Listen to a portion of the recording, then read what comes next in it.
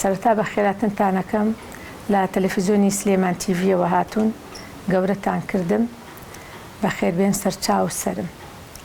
من ناوم عەزیمە عەبدولکەریم باراویە، ساڵی 67 لە سلێمانی لەدایک بووم، دەرچی کۆلێجی یاسا و ڕامیاریم لە جامیعەی سلێمانی.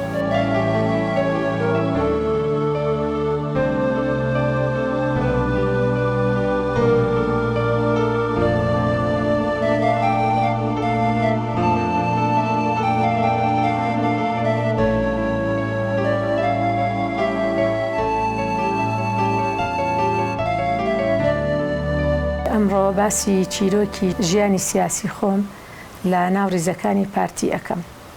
من لە ساڵی 82 پەیوەندیم کردووە بە پارتی دیموکراتی کوردستان.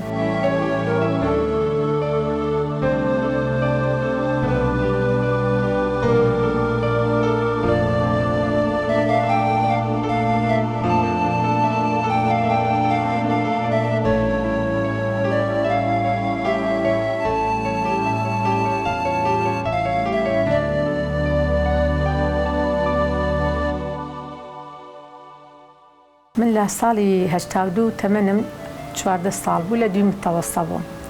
پەیوەندیم کرد بە ڕووخۆشخانەوە، ڕووخۆشی حاجی فەرەجاغا لە ڕێخستنەکانی پارتی.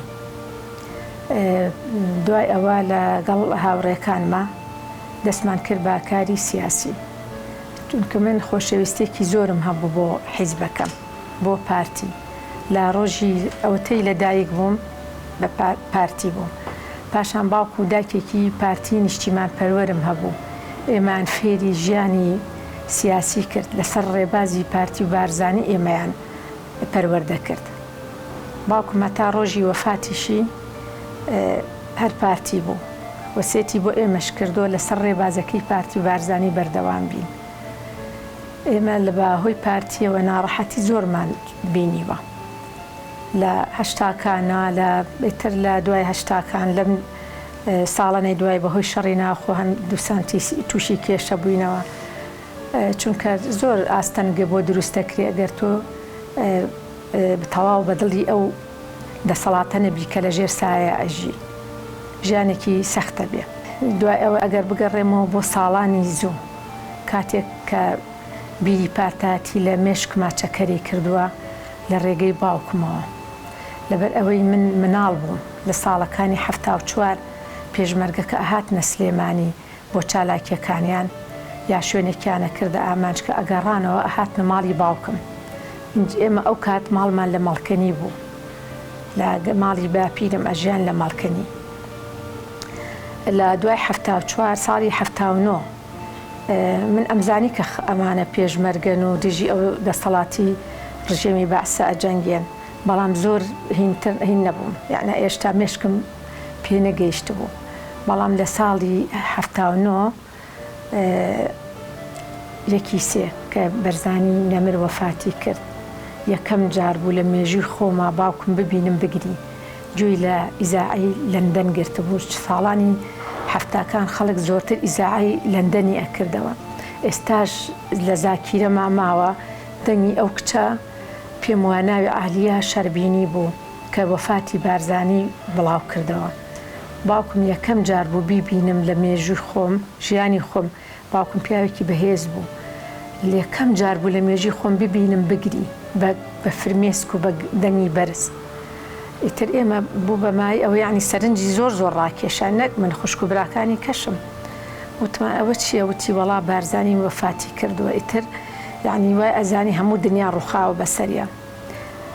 لە بیرمە ڕۆژانە خەڵک هاتن ڕەفیق قوشتی باوکم وەکو مستەفای، پیاوێکە بوو ناوی کاک مستەفا بوو، مستەفای مچەی بابە گەوران پێوە لەگەڵ کاک ساڵح چنیانی.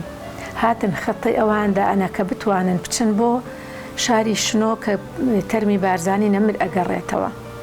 اینجا باوکم خۆشەویستیەکی بێ سنووری هەبوو بۆ جەنابی مەلا مستەفای بەرزانی. تا ئەو ڕۆژی وەفاتیشی کرد، ئەو ڕۆژە کە پشتێنەکەی ڕەش کرد بۆ مەلا مستەفا، هەتا وەفاتیشی کرد پشتێنەکەی نەگۆڕێت، پشتێنی ڕەشیە بەست. جاران باو بوو لە سلێمانی خەڵک پشتین نەوعی تری ئەبەست، بەس باوکم هەر پشتێنەکەی ڕەش کرد و ئەوەتەی مەلا مستەفا وەفاتی کردبوو. لە دوای ئەوە اینجا من لە ساڵی 82 بیرم ئەوم لە هەر لە مێشکما بوو بە یعنی داستانێک لەلام ئەو گریان و ئەو دڵتەنی باوکم پەیوەندیم کرد لەگەڵ ڕوخۆشخانی حاجی فەرەج ئاغا.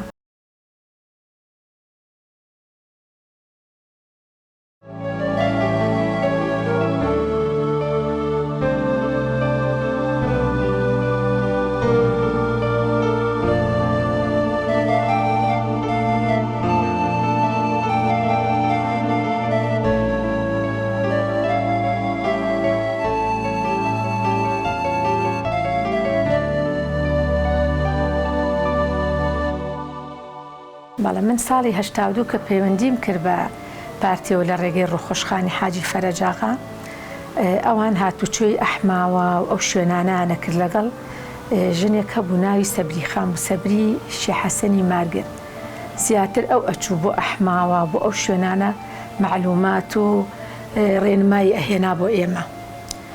دوای ئەوە ئێمە جەماعەتێک ڕەفیق بووین تێکەڵی عائیلیمان هەبوو وەکو کاکامەرانی هەموو من گوڵچین و لەگەڵ ئاغاکانی سیویل کە هەمویان وەکو ئامۆزا و برای ئێمەوا بوون تێکەڵێکی تەواومان هەبوو یعنی هەچی شتێک ئەبوو پەیوەندیمانە کرد بە یەکتریەوە. لەو ڕۆژانەی لە ساڵی هەشتاکانە بوو کە کەسێک لە مەسەلەن یەکێک لە پێشمەرگەکانی پارتی شەهیدە بوو کە شەهیدە بوو تەعزیەیان بۆ دانا ئێمە ئەچوین بۆ نمونە ئەچوین بۆ تەعزیەی خاڵە نەبەز برای ست شەمسە نەبەز ئەحمەد لە ساڵی 83 بوو لە شەڕی براکوژیە شەهید بوو بە دزیەوە وسا حکومت نەهێش بە دزیەوە دائەنیشتن لە ماڵان لە ماڵی ست شەمسە دانیشتبوون هەموو ڕۆژیەکانی تەعزیەکە لەگەڵیان نابوون.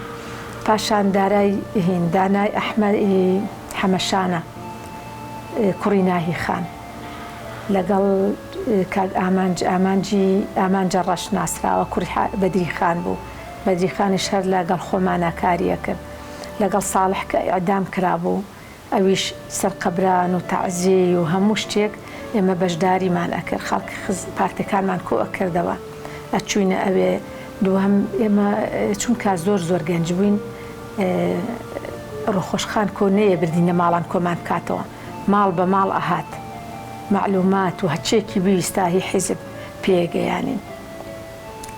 دوای ئەوە حتا لەو فترەیە جەنابی نووری شاوەیز وەفاتی کردبوو ئێمە بۆ سەرقەبرانی ئەویژە چوین ناهی خان ئەهات لە گردی سەیوان پاشان شەهیدانا و یەکێکی کەس شەهید بوو لەو کاتاوە بزانم ئەحمە بناوی لێی بوو ئەوانە هەموو تازە شەهید بوون. ئێمە ئەو ڕۆژانە زۆر سەرقاڵ بووین خەڵکمان کۆ کردەوە تێمانە گەیانن شەهید بوونی ئەمانە چۆن بەقەدر شەهید بوون ئەوانە کاری ئێمە بوو. پاشان ئێمە کە لە من ئەو کاتە لە متەوەسەی هەوار لە دوی متەوەستە بووم تەنزیمەکانی سلێمانیان هین کرد کە بێت لەوێز خەڵکی زۆر لێبوو تەلەبە ئەمان ویست بیر و باوەڕەکەمان یعنی هین نەبێت چونکە و جیلە تازە پێگەیشتن تۆ ئەبێت جیلێک پێ بگەینی تێیان بگەینی مێژوو چییە بۆ نمونە ئەوان هاتن ڕسمەکانی بەرزانی نەمریان بە بۆیە لە دیوارەکانە هەموو ڕسمەکانیان دروست کرد لە دیواری حەوشەی مەکتەبی هەوار تەلەفۆن و هەموو شتێکیان بڕێ و هاتنە ژوورەوە جەماعەتێک تەنزیمی خۆمان بوون هاتن لەوێ ئەو شتا چالاکیانان کە بۆی لە خەڵکی بگێنن کە ئێمە ڕێبازی بارزانی بەردەوامی ماناوە بە ڕێبازەکەی چونکە زۆر ئاستەم بوو لە زمانی حکوومەتی بەعسا بتوانی ئەو چالاکیانە ئەنجام بی زۆر بەغیرەت و بەتوانانە بووی تا نەدەتوانی.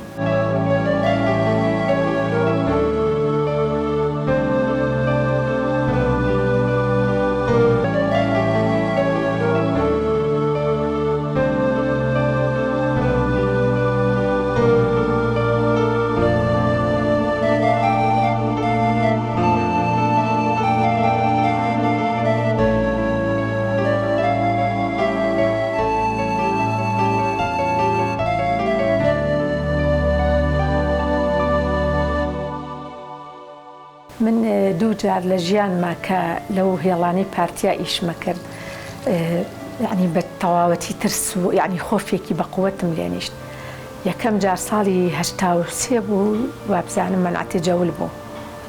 ئەو کاتە من ئاوات 14 ساڵ 14 ساڵێ دەبووم. بەڵام چییە هەرنێشتی پارتیم لەلا بوو، یەکێک لەوانە دیوانەکەی هەژاری مکریانی بوو لە پشتی دیوانەکە ئاخر وەرەقە ئاخری دیوانەکە ڕسمێکی بارزانی نەمری پێوەیە. وەڵا کاتێکم زانی ئەوە نێوتیان منعەتە جەولە و من ئەوە هەر بە مێشکمانە ئاات بێن ئاوا بەهینی بگەڕێن بە وردی.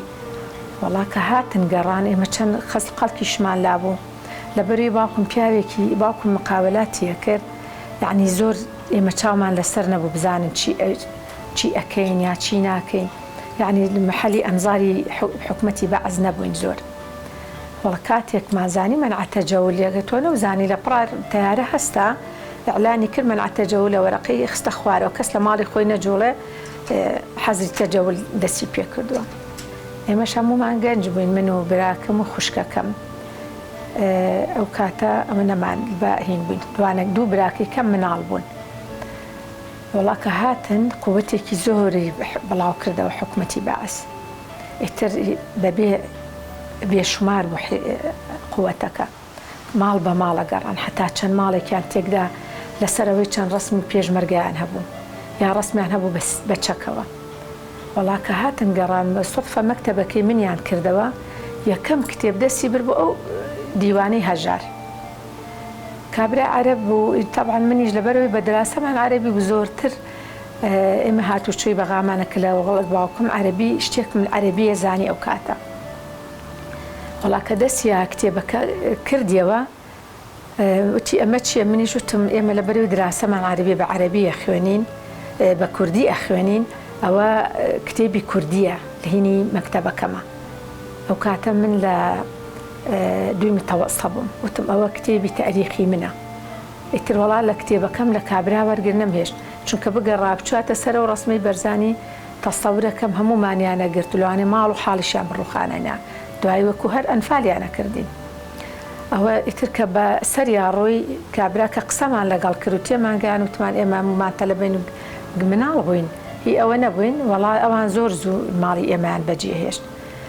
بۆ جاری دووهەم ساڵی 89 بوو، تازە حربی عێراق و ئێران وەستا بوو، 88 وەستا، ئیتر سەرەتای 89 بوو. بەس من و خوشکەکەم لە ماڵەوەین، ئێستا هاتووینە توی مەلیگ ئەم خانۆی ماڵی باوکم، دانیشتبووین لە ناو مەدخەلەکە لە دەگوێم لە دەرگا بوو، لە دەرگاکان مەدخەلەکان بە قووە دیە کە دەرگام کردەوە بینیم هەمووی عەسکەر و پیاوی عەرەب و زابط و مابط و هەموو خۆیان کرد بە ژوورە.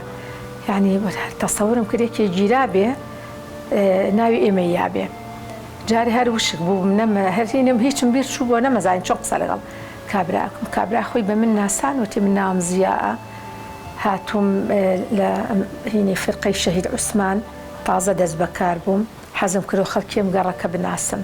بە ماڵەکە هەموو گەڕان عەسکەریان بڵاو کردەوە نەک تەفتیش بکەن، هەر گەڕان جەولەیەکیان بە ماڵەکە کردو. ئێمەش وشک بوو میژە هەر هیچمان زمانمان نەماوەڕانی تۆ زۆر ناخۆش بوو. هەر خۆم و ئەو خوشکەشم بووین زۆر یعنی جێی تەرز بوو. لەو کاتەشە خەڵک زۆر گیرا بوو، خەڵکی پارتی شیوعی یەکێتی، یعنی لە هەموو حیزبەکان خەڵک زۆر گیرا بوون. وەڵا هاتە ژووری ئەم ژووری میوانی کە ئێستا من قسەتان بۆەکەم، وتی بۆچی ڕسمی سەیدە ڕەئیستاندانە ناوە لەم ئێوە ئەو ماڵە خۆشە و گەورەیەتان هەیە، بۆچی ڕسمی سەرۆک سەدامیتیانە؟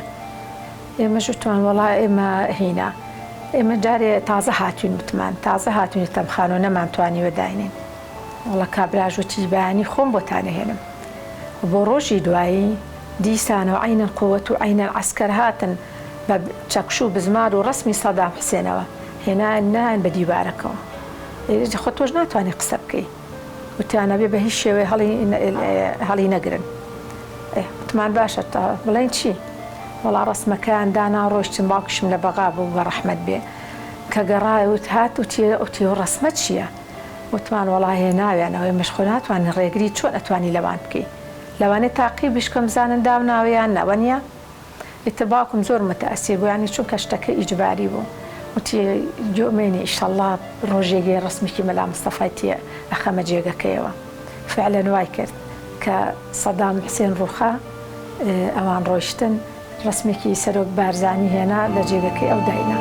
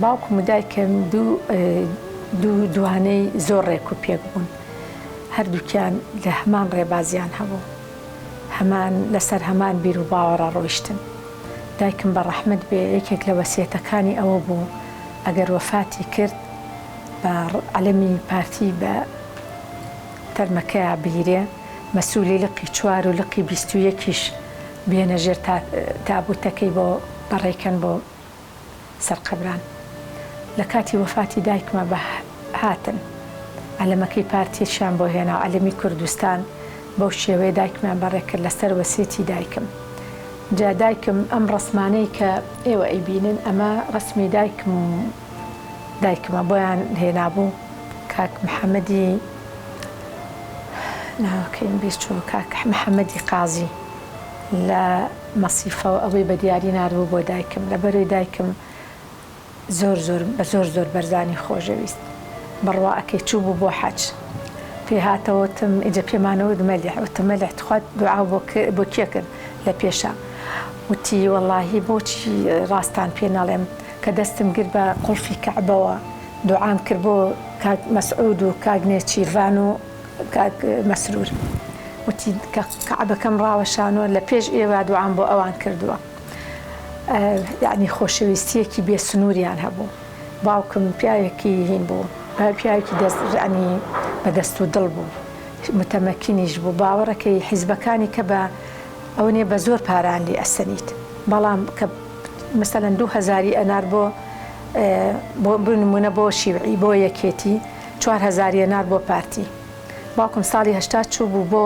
کوێت لەوێ کامێرای ڤیدیۆ و کامێرا ئەو شتەوە یەکەم جار بوو بێتە عێراقەوە باوکم هێنا بووی نردی بۆ کاک عەبدوڵاغای حەمومیناغای نۆڕک نردی بۆ ئەوتی با ڕسمی چالاکیەکانیان و کاروباری پێشمەرگە لەوێت تۆمار بکەن نەکە ئەوانان لەلانە بێ لێرە زەلامی بە تایبەتی گر نردی بۆ لە ئەو کاتە وازام لە ئەحماوا بوو لە نزیکی سوورێن کوڕێکی پورمی هێنا لەوێ بردووی بۆ ئەوەیە بێدەست کاک عەبدوڵا اینجا ئەو کە مەسەلە سەفەری کوێتیە کرد جامانەی سوور و هەنێ پێداویستی کە ئەیانویست ئەهێنا بۆیان من چەند جار خۆم لە ڕێگەی کاک ئەنوەری سەعیداغای ئامەزای کاک عەبدوڵاغا و کاک کامەرانی هەموومین گوڵچین و زۆر کەسی کەوانە کە عائیلی تێکەڵیان بووین باوکم شتی ئەنار بۆیان ئینجا قەتیش قسووری نەکردو ئەوان چەند ویستی بێتیان باوکم هاوکاری کردوون لەوانەیە لە ئەرشیفا ما بێ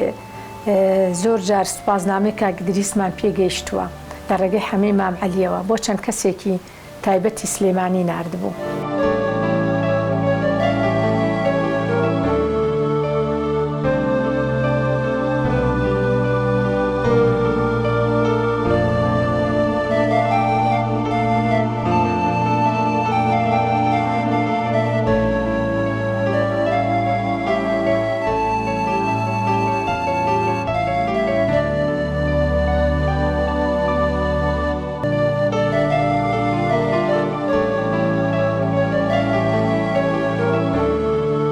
ساڵی هەشتاکان ئەچینە کاتی ئینتیفازە.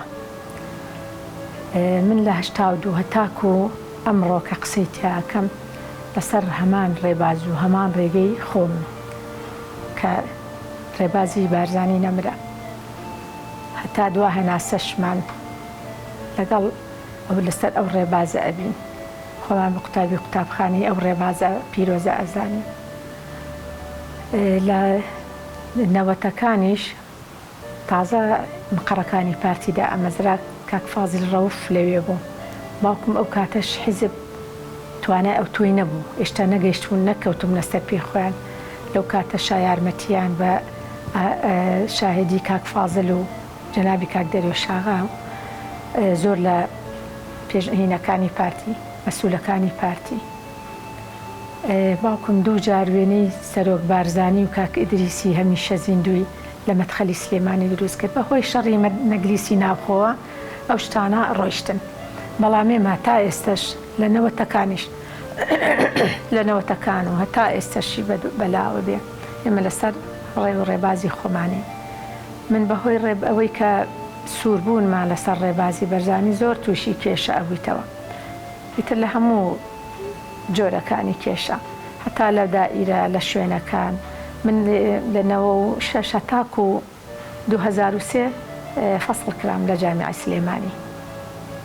ئێستاشی لەگەڵا بێ ئەو خزمەت و ئەو شتانەمان بۆمان نەگەڕایەوە. بەڵام ئێمە گوێ ناینێ لەسەر هەمان ڕێبازی بین. تۆ لەسەر ڕێبازێکی پیرۆز لەسەر ڕێگایەکی پیرۆز تووشی هەچی ناڕەحەتێبی خۆ هەڵبژاردووە.